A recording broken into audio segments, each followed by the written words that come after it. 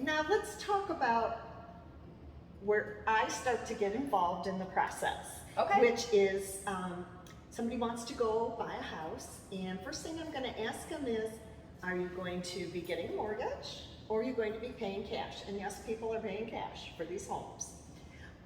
Generally, most people will say, well, I'm gonna need a mortgage. And so my question to them is, do you have a pre-approval? And I want Julie to touch on why a pre-approval is important. For me, it just makes my job, it makes a stronger offer going out. Correct. But there could be other reasons Yes. that Julie can touch on. And the differences between a pre-approval and a pre-qualification, because I know one is stronger than the other. That's correct. And why don't we start there? And and how long it takes to get the pre-approval? Sure. Okay.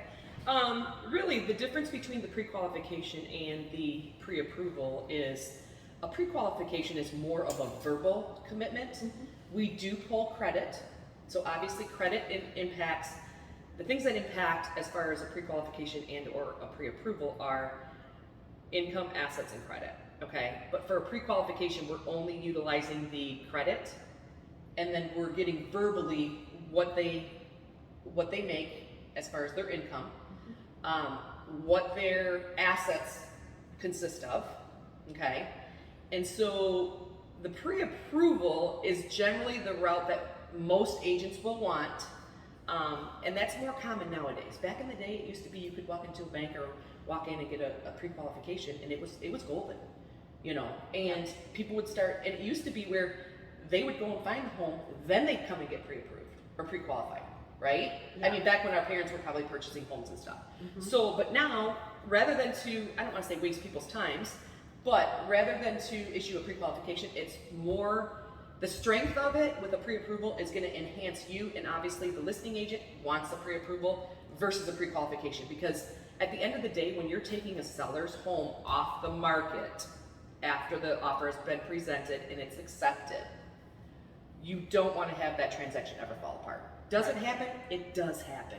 But that's where Supreme Lending comes into play, and we really push the fact or reiterate the fact that you definitely want a pre-approval. And we make certain that we have our income, our assets, and our credit criteria validated and confirmed before we give the strength or issue that pre-approval letter.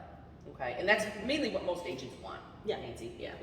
Yeah, because we don't want to go in and then find out, like I tell my clients, you don't want to have to break up with the house. It's just as bad as breaking up with someone you've been dating. Sure. Or in a relationship. I get it. Yeah, I totally yeah. get it.